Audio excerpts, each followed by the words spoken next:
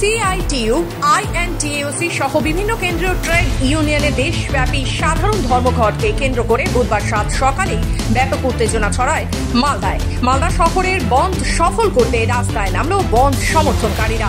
Picketing করলেন শহরের বিভিন্ন এলাকায়। পাল্টা বন্ধ ব্যর্থ করতে রাস্তায় নেমে জনজীবন সচল রাখার আহ্বান জানালেন তৃণমূলের শ্রমিক সংগঠন INTUC-র নেতা কর্মীরা।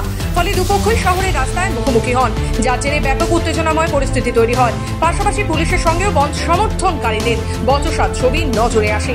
সব মিলিয়ে বুধবার সকাল থেকে এই ধর্মঘটের ব্যাপক প্রভাব লক্ষ্য করা যায় মালদা শহরের বুকে।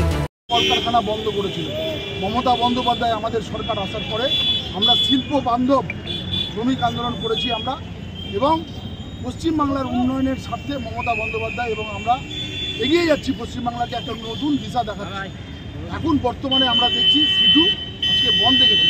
আমরা এই কর্মনাশা বন্ধের বিরুদ্ধে এবং স্বাভাবিক জীবনযাপন যাতে থাকে, কলকারখানা এবং গাড়ি ঘোড়া পরিবহন যাতে সচ্ছল থাকে, তার জন্য আমরা এই কর্মনাশা বন্ধের বিরোধিতা করছি এবং আমরা রাস্তায় নেমেছি। INTUC তৃণমূল শ্রমিক সংগঠনের কর্মীরা আমরা সবাই রাস্তায় থেকে মানুষের পাশে আজকে আছি এবং কলকারখানা এবং গাড়ি ঘোড়া যেরকম চলছে সেরকম স্বাভাবিক দেখার আমরা আজকে ব্যবস্থা করছি।